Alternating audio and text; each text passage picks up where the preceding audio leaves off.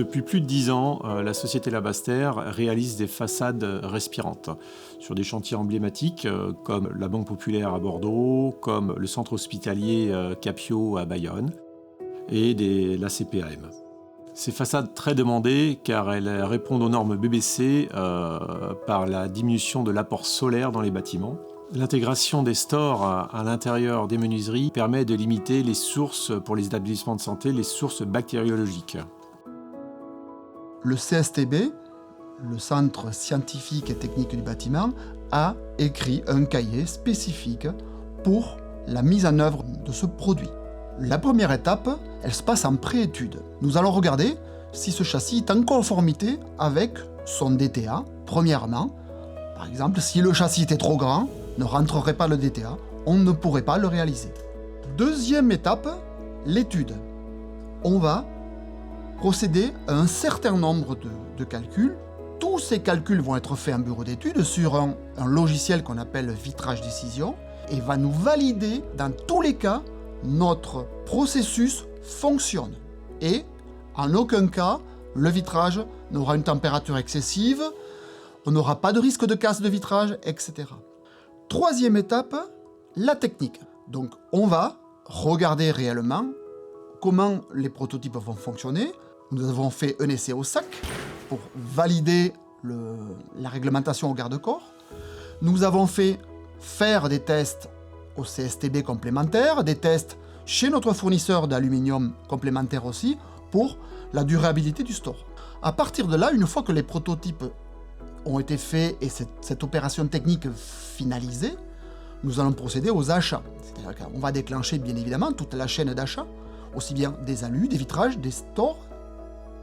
Une fois donc le contrôle d'achat fait, nous allons rentrer bien évidemment dans la partie production. Contrairement à ce que nous faisons d'habitude, c'est quelque chose de très pointu. À partir du moment où nous avons une chambre étanche, comme on a vu dans la présentation, cette chambre étanche, en fait, n'est plus accessible. Donc ce qu'il veut dire que les vitrages mis en œuvre de part et d'autre, à l'intérieur, doivent être absolument propres. Et ça, c'est très essentiel. Bien évidemment, à partir du moment où on ne peut plus y accéder, ou par des opérations assez lourdes, il faut que ces vitrages soient absolument sans défaut. Voilà, d'une part. Le store qui est adjoint à l'intérieur, qui est mis à l'intérieur du système, sera d'une part contrôlé, donc en test en atelier, il sera bien contrôlé, on le verra, pour voir qu'effectivement ce store n'est pas défectueux. Donc on aura un contrôle du store. On veillera aussi à ce que le store soit absolument dépourvu de saleté, puisqu'il sera enfermé dans sa cage finale, on va dire. Donc ça nécessite de la part de nos équipes une minutie extrême.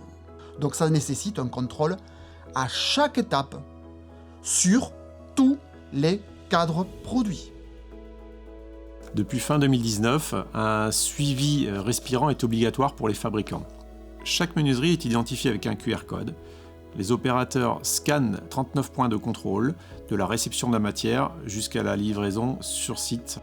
On a souhaité développer une application mobile permettant le contrôle de ces 39 points afin de simplifier et de pouvoir archiver tous ces points de contrôle dans le but de mettre en place un DOE respirant. Les menuiseries sont repérées et géolocalisées sur site. Un DOE numérique sera remis à nos clients afin de garantir la conformité de nos menuiseries. Dernière étape, c'est la réception chantier. C'est-à-dire de la même sorte, de la même façon dont qu'on a contrôlé pas à pas notre cadre, notre châssis, on procédera à la vérification sur chantier. Donc on revérifiera que le store fonctionne, qu'il n'y a pas de saleté à l'intérieur. Donc il y aura un autre contrôle qui sera fait forcément par d'autres personnes qui sont sur chantier. Et voilà, donc là la troisième étape donc qui sera aussi. Et tous ces éléments seront archivés, seront mémorisés pour chaque cadre produit dans l'entreprise et posé par l'entreprise. Voilà en quoi consiste cette procédure donc, de châssis respirant